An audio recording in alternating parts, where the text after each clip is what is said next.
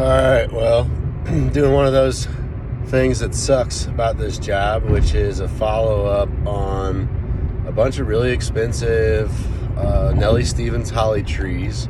I believe they were like 10 footers. Maybe it was 8 to 10 foot. But came in, looked really great. We had them on our lot for about 6 to 8 weeks before we actually installed them. We ordered a dozen. Of the dozen, one of them shed its leaves like almost immediately when we got it. The supplier warrantied it, sent us another one. So I actually have that one at my lot.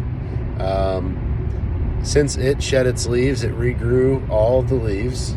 And then when the winter hard frost came, which came kind of early for us, and I will say that winter's lasted a little bit long. Maybe not winter lasted long, but spring's been cold. It's been a cold spring, so that there hasn't been a quick warm-up for it to recover. At least not quick enough, I think.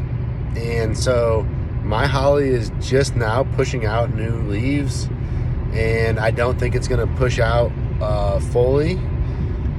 I think it's going to end up pushing out about 75%. It'll probably be rehabable within a year or two, just because it has a massive root ball. I think it's going to be fine, but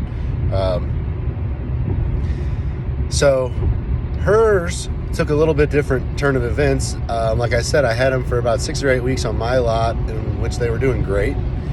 We had no issues with them. In fact, we had a little bit of new growth. Everything was looking good.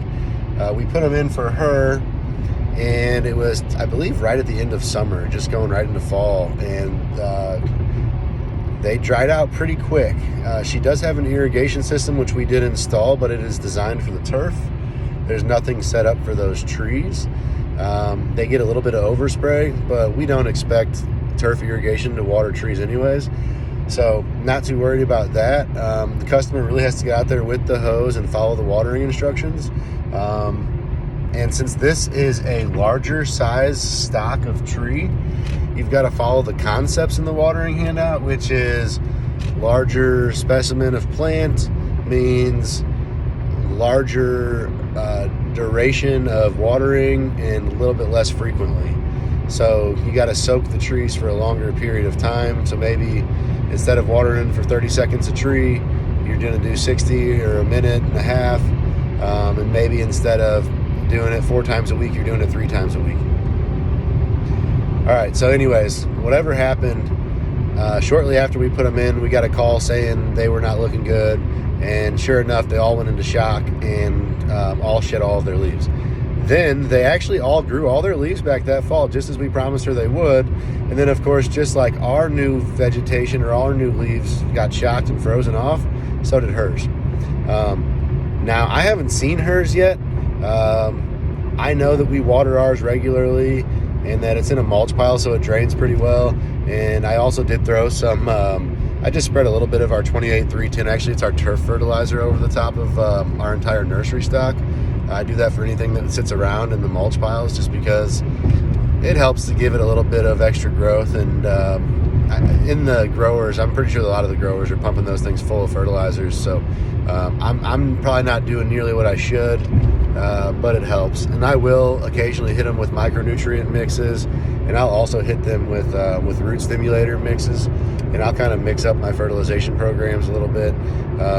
But I haven't really done much this year except for that. So just the 28-310 over the top with 5% iron, and it is a slow release formula, so it's not even getting the full 28. It's probably getting about 14 of it. But yeah, so anyways, I'm gonna go look at them, and I'll show you guys. I guess it's gonna be a long video because I've been talking a while, but it's quite a drive to get up there, so maybe I'm killing time. But here's the shrubs. So here's the bushes, or I guess they're holly trees, but Nellie Stevens is kind of a combo between a tree and a bush. It depends how you trim it. This is actually the worst of them, and it doesn't look a whole lot different than the one at my shop. But that doesn't look too bad, and that looks pretty full. That's got a little thinning, pretty full. Hit and miss, but I mean, honestly, compared to what I was expecting, this is pretty good. I mean, these are huge trees. Like, here's my head here. I mean, those are easily 10-foot hollies. So when you plant anything that's this big, you're gonna have a very long establishment period, okay? So whereas a normal sized tree might be established and the roots are rooted in within a year, a tree like this size, you might be working on it for 2 or 3 years before you finally get it established. And if you have any issues, like these ones, I think got a little bit underwatered at first. So that's why they kind of thinned out. And then of course, then we had some hard early frost, and we had a decent late frost. So you can actually see on these, all the new growth frosted and has turned black. These things were gonna grow out amazingly. And they just have now all this little black new growth all over them, which those are just the dead leaves. But I think I'm gonna get one more growth push on them this year. So I'm not condemning any of these. I think this is gonna be just fine. It needs some time and some love, a little fertilizer.